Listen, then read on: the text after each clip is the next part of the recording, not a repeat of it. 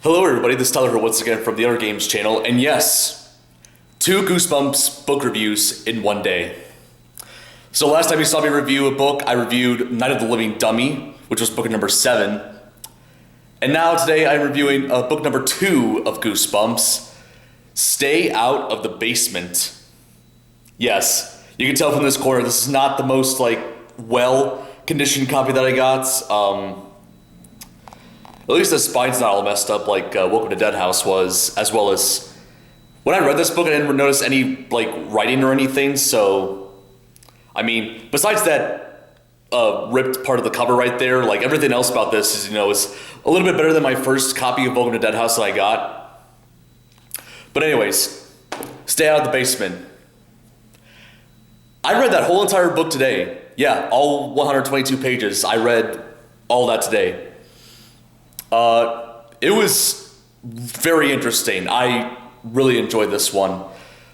So the story behind this one, there's a doctor named Dr. Brewer who, for a while, has been working in his family's basement on some sort of experiments. And, during the story, both of his kids, Margaret and Casey, were trying to figure out, what exactly he's doing down there.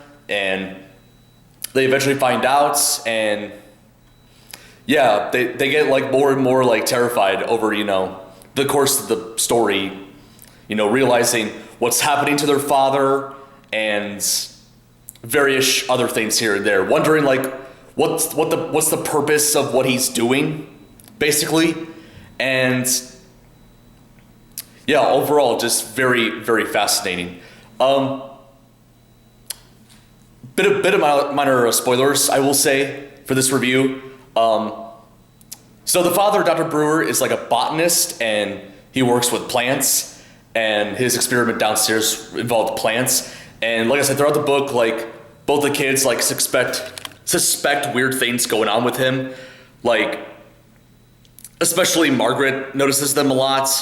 They eventually notice a scene where their father starts wearing a baseball cap now, basically hiding what was underneath his head. And they eventually find out what's on his head, and it's a bunch of leaves. So basically in place of his hair is actually just a bunch of leaves. Margaret then later realizes one day that he was eating plant food. Not just any ordinary food, but plant food. And then one night she noticed that when he was trying to heal himself from a cut, he was bleeding green blood rather than red blood. It led both her and her brother to speculate that their dad's probably becoming a plant. And they've also been questioning throughout the book whether his intentions were good or not. And they eventually find out that Dr. Brewer's boss, Mr. Martinez, who at some point in the book went down to the basement to check out on the experiments, and the next time the kids were down there, they find his clothes there, making them wonder what happened to him. Which, when they found the coat, the father said, "Oh, it was hot down there, and he left it behind without getting it back." But then the next time they went into the basement, they found the pants and shoes as well, which made them suspect that the father is doing something with Dr. Martinez, possibly having him get devoured by the living plants inside the basement. It wasn't until eventually at the end of the book they find another Dr. Brewer who claims to be the real Dr. Brewer. That was, of course, until the other Dr. Brewer comes in and they get into an argument about who's the real Dr. Brewer.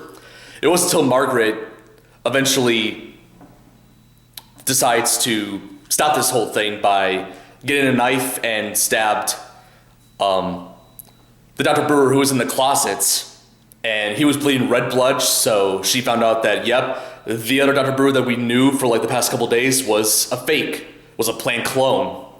And she gave the real Dr. Brewer an axe, and he basically killed the plant Dr. Brewer. At the end of the book, he explains to the whole family what he was actually doing and how they got into this predicament. And the end of the book had a pretty dark ending where Margaret was outside and she heard a whisper, and right next to her was a yellow flower, and it said, "Margaret, help me. I'm your real father. Seriously." So yeah, that was quite dark. That whole book in general was dark. Like I said a lot of praise about Welcome to Dead House for being dark, but honestly, I don't know about most of you, but I think this book kind of like beats it in my opinion when it comes to like, you know, a lot of the more horrific stuff going on in the book. I mean, there's like literally at the end of the book, like somebody dies. I mean, it wasn't a real person, but still, like they definitely went into a bit of detail when it comes to like, you know, a lot of the more horrific stuff, basically. And you know, the fact that the plant father, you know, had the green blood, yeah. I'd love to stay out of the basement. Probably my favorite Goosebumps book that I read so far. Really amazing. A lot of great characters. It's one of the few times in Goosebumps where I actually kind of like the parent characters, because like, you know, both Welcome to Dead House and Night of the Living Dummy, you know, the parent characters were very like kind of one-dimensional. There wasn't really anything special about them, but like Stay Out of the Basement actually was kind of a rare exception in Goosebumps where like one of the parents was like a main focus, and yeah, I really enjoyed it. I liked, you know, the dad. The mom wasn't in the book for too much, but you know, she was pretty nice from the moments she was in. Loved both of the main characters, Margaret and Casey, you know. They, funny enough, like, I mean, they do tend to banter every now and then, especially Casey, but like they get along with each other a lot better than the twin girls from Night of the Living Dummy, that's for damn sure. But yeah, also fun fact for you guys, this version of the book that I have is a reprint from 2003. The original cover from 1992 had a different artwork on here that was actually not drawn by Tim Jacobus. It was drawn by a different artist, because when Goosebumps first came out, you know, Scholastic and R.L. Stine was still deciding, like, you know, who should be the artist of the Goosebumps books. And eventually, after the first two books came out, they were like, okay, Tim Jacobus is the best option, because, you know, his artwork is a bit more like goofy and not as, you know, realistic as like, you know, the other guy, the one who did the original cover for Stay Out of the Basement. So yeah, this is like a different 2003 cover that I have, which I'll be honest, I kind of prefer the original 1992 cover over this, because I thought it was a little more creepier. This one like kind of like, I guess to a certain extent, spoils what happens in the story, in case you didn't read the back part already, which already kind of gives like a bit of a detail about what goes on in the story. But yeah, really love to Stay Out of the Basement. Best Goosebumps book I've read so far, and for that reason alone, I'm giving it a 9.5 out of 10. Absolutely nothing in my opinion wrong with this book. Actually, is there anything wrong with this book? Not that I notice. Actually, you know what's good? Screw the 9.5. I'm giving it a 10 out of 10. This is like quite an amazing book. If I was to suggest anybody to read one Goosebumps book, you know, this may be the one to go with. Love it. So love Stay Out of the Basement.